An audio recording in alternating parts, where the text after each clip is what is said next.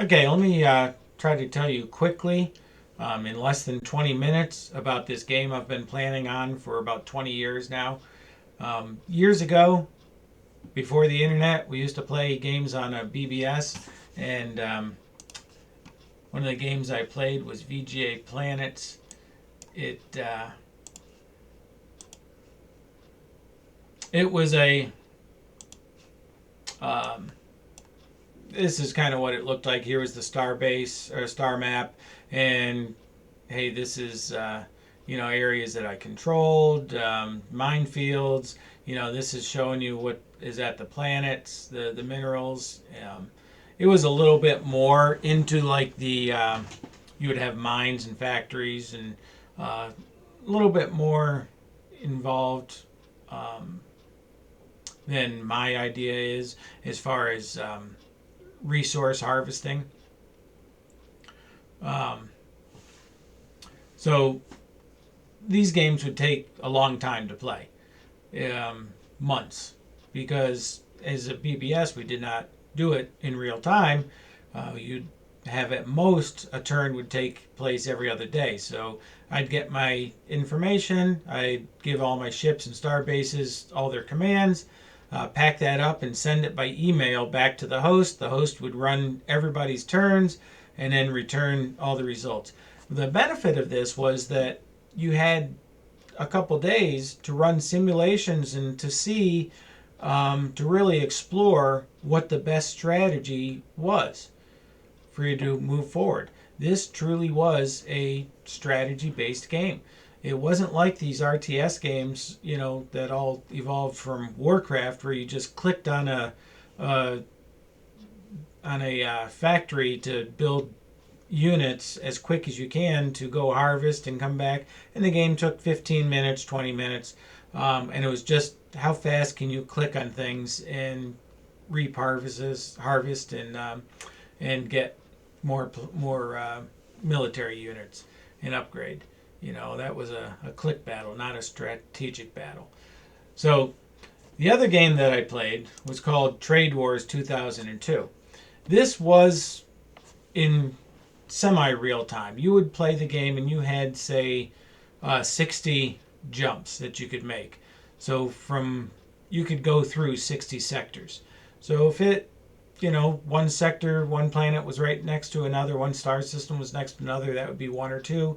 So you might be able to go to a bunch of different places. And eventually you would find star bases, and you would go to the planets and pick up resources and then sell them at the star bases. This was just about building your financial empire. You had a ship, you could upgrade your ship and get a better ship that could hold more cargo. You could buy a planet, but this wasn't about control. You could not control star systems. You could have your own planet that you controlled, which would be your home base, and you could buy new ships at the center AI starport. But that's what it was about. It was about buying and selling and getting, and all the trade starports would have different rates and different prices. So what I want to do is combine those two into one game. And I had built this game a couple years ago, and then using what I've learned with networking and roadkill recently, I have renewed my interest, and it's become much easier, and I think very secure. I think we're going to have a nearly hack-proof game, and it's going to be a strategic game in real time. So let me start this up and show you what it looks like right now. I don't have the planet displays yet, just the star map. So I'm going to create the host and the server. Generally, we would create just the server only, and then players would join. But for demonstration, I'm going to use both. So you see here, it starts out this menu. I have my login information, and I connect. And here's the star chart. And I want you to get an idea. Each one of these can be owned, controlled, or visited This is a truly massive map. And if you take a look down here, you'll see we have 2,005. Oh, that's the last time I ran it. What's new? 2,538 star systems.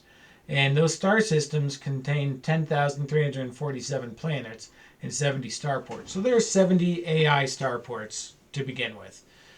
Your players are not going to be able to, I suppose, conquest players will be able to take over those starports. They're AI right now, so you'll gain, a new starport. But until that happens, the people will be able to go there and trade. So I'm going to explain how this is going to interface these two. So the planets don't really have much effect right now. They're in here, so each star system will have 1 to 7 planets. And those planets, let me show you the resources that we have. So here's our star map. Let's click on this one, and we come over here. So Beta Caeli has 6 planets. The resources it has are 1, 2, 3, 4. It has a civilization type 2. Doesn't mean anything yet, but that's going to have something to do with how much resources will be regenerated, the resources available, the taxation, the money that you'll get and you have to control this star system to be able to get the taxes. So when you put in an outpost and you take control of this, you're going to get the taxes and the benefits.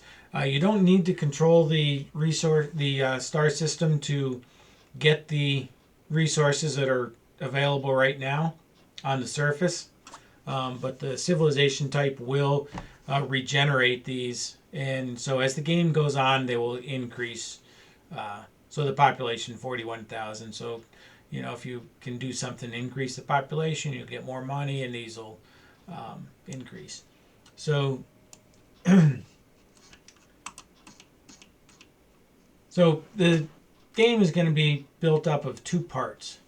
The VGA planets style, where I start the game. This is my home world right here, and I want to send ships over here and build an outpost and control this star system, this one. I want to control all the star systems and be able to increase the resources and money that I gain every minute.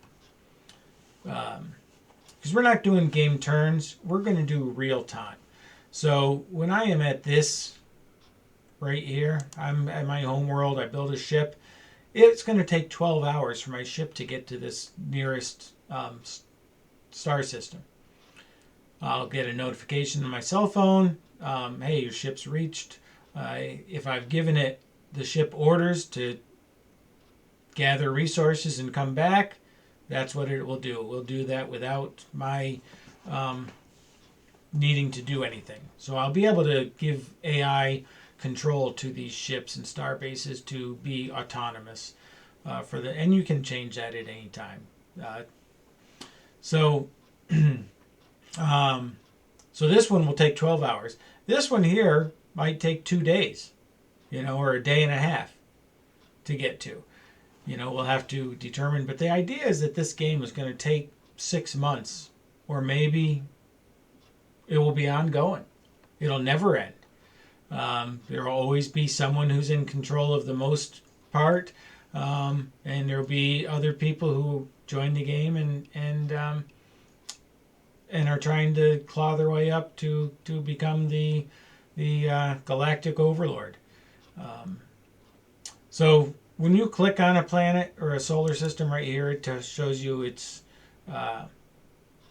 coordinates, the name, and you'll be able to click on View System, and it will take you to show the star, the planets, what it has, star base, whatever the ships are there, but only if you know. So I'm here at this home world. My star base might be able to have a sensor range of this far. all right, which would be a day's out travel. So I'll be able to tell if there's a ship, star base, whatever's at this star system and this star system, and if anybody else invades my territory. I build an outpost out here. The outpost, same thing, can detect. So the more planets you control further out, the more your detection area will be, and you'll get information.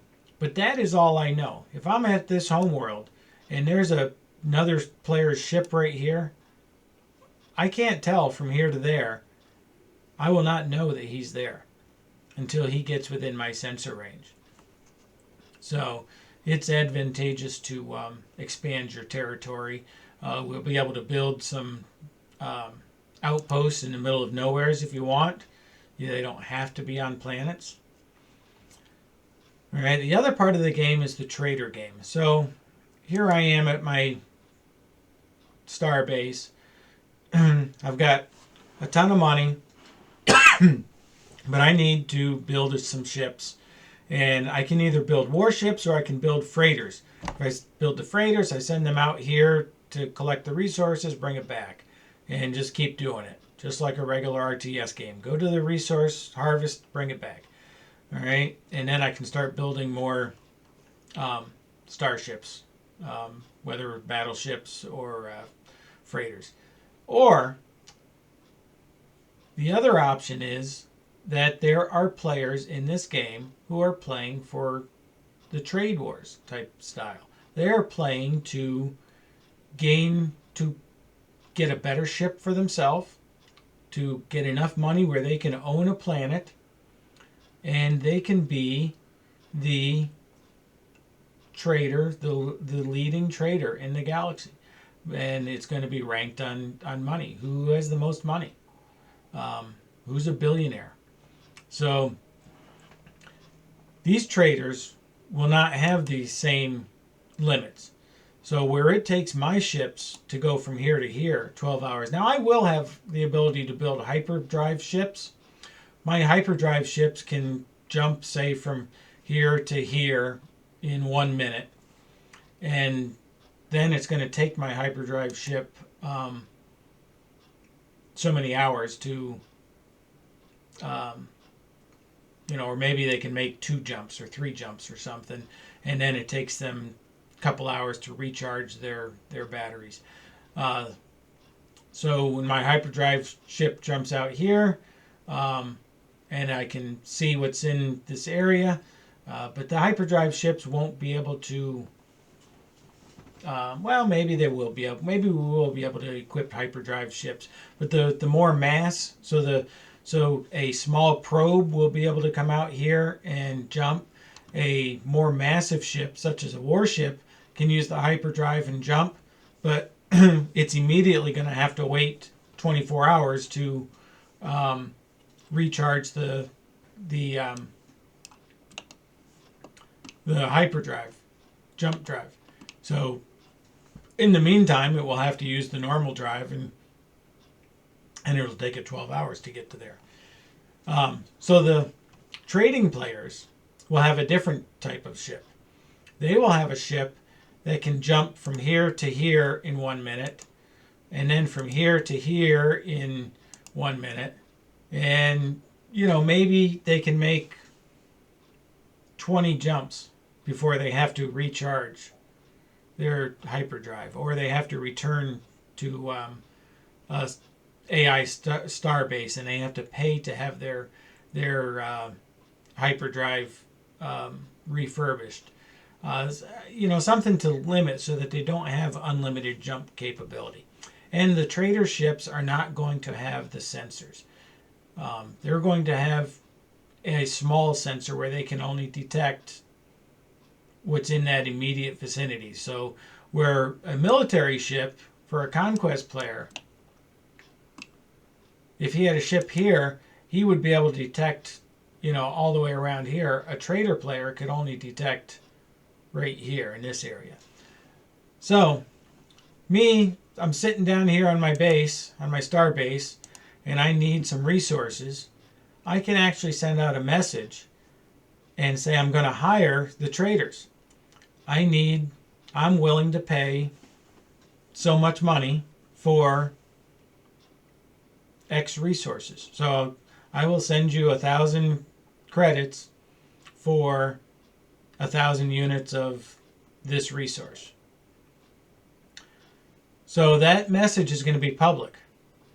So a trader can say, hey, I'll do that. I'll deliver those. And, he'll be able to take up the sale, and then he could, it will not be available for other people to see or to buy. So I've bought one purchase from the trader.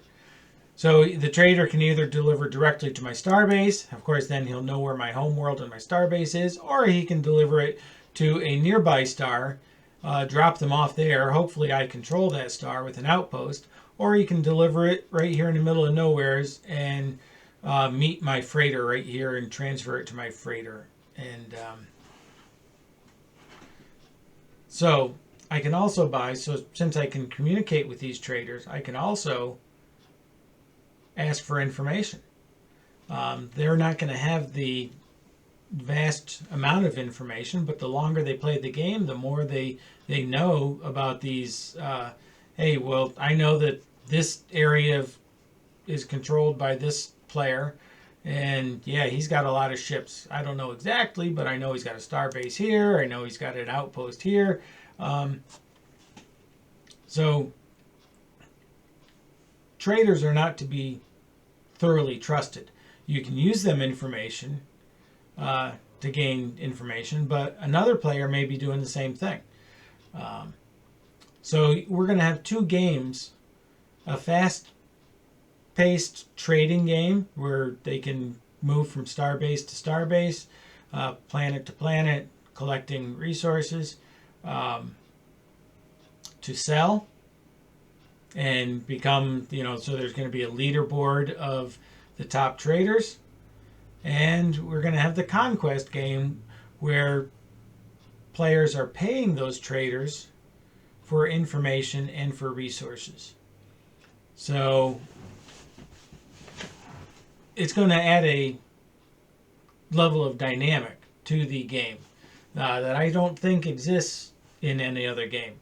I don't explore a lot of games, but it seems like a pretty unique gameplay dynamic for as far as I can see.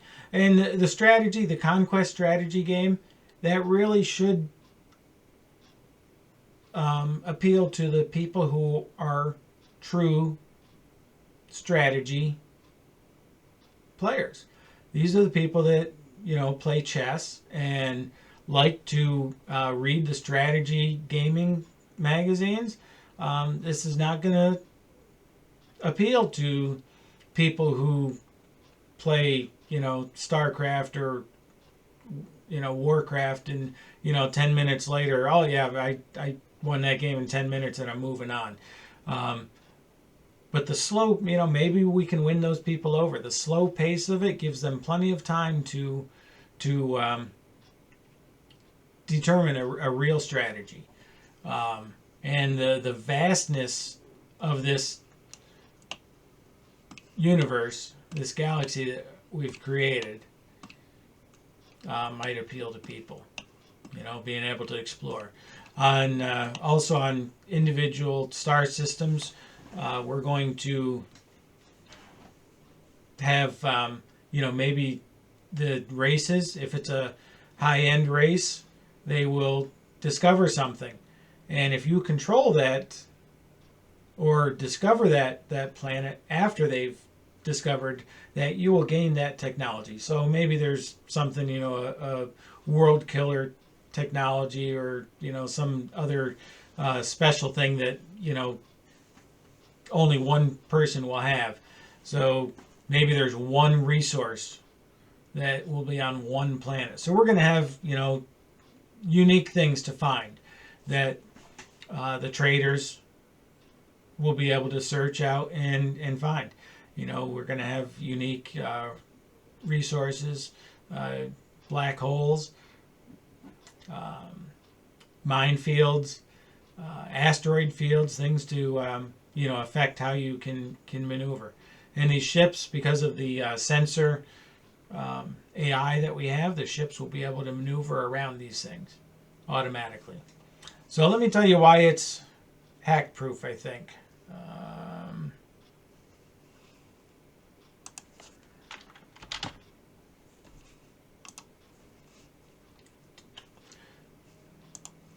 Okay, so here is the graphic. So here's the servers on the top, the player side on the bottom. So when you have the server running, here's the map with all the ships, all the star bases, everything that every player is making, all the trader positions, everything is on the here. So this is a player controller. Let me show you right here. So I had joined this game. This is my player. This is my player controller. When I disconnect from the game, my player controller is going to continue to issue my starbase, my starship orders. So I join the game, I give orders to my controller. And then the controller will continue those things. So I can log out, log back in, and I get all the information from the controller. So the way that works here is, player one, I join the game the first time, it creates a controller.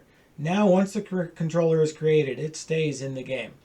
So now when I join the game again, it logs in and it connects to the player controller. Player 2, he connects to his player controller 2. So my player controller 1, like we had said about the sensor ranges, so my player controller 1 is over on this side. I know what is right here for my sensor arrays, the ships. I may not know what player 2 has. Player 3 is all the way over here. I certainly don't know anything here. So you're not getting data directly from the server from all this. It is a step removed. So my player controller will only know what my ships and star bases know. Player 2 only knows what he knows. Player 3 only knows. So through the data link to my player, so when I join the game, I connect to player 1. Player 1 says, hey, my player 1 controller sends back all the data. This is what we know. And it puts that on the map. So there is no way that I can know any of the information that player 2 knows, because my player 1 controller does not know what player 2 knows. So if you understand, the controller is abstracted away from the game server world, and this is what I interface with. So I never interface with all the data. I only interface with what my controller knows. And then it'll display it on my map. So I think this is pretty foolproof. The only way it could be hacked is player 2 could try to brute force hack my user ID and password and then connect to here. So we have to implement some brute force methods to prevent that. But packets, a lot of these games do packet sniffing and all the data. They can browse the data. So since on the client side, the server's data is not there. It is only what I know. So they can browse the data. They can browse they can do the packet sniffing for all the data coming. They're only getting the information that they know. So there is no extra information that ever reaches the player's computer that they can use some type of algorithms or unpack the binaries or anything. There's no way, as far as I can see. So I think this is going to be a pretty hack-proof system. 2 sets of players. The traders, same thing. When the traders play, they're going to get a controller, and their controller only knows what they know. So, of course, one thing is the alliances and truces. So player 1 and 2 can make a truce. That means we don't attack each other. Your ships are given that order not to attack if they come into contact. We can also make an alliance. Different types of alliances will share different information. A full alliance would mean that player one, so if we have player one and two has a full alliance, my player one and player two would share all their data here. So both players then would know other players' information because they're sharing data up here. As soon as you stop that sharing of information, that data becomes old. So as player one, we break the alliance. I know what player two knew as far as star bases and everything up until the time we broke the alliance. That data will age out, and so we're going to only show the recent data, maybe a week's worth or something, and it'll slowly fade out. So that's about it.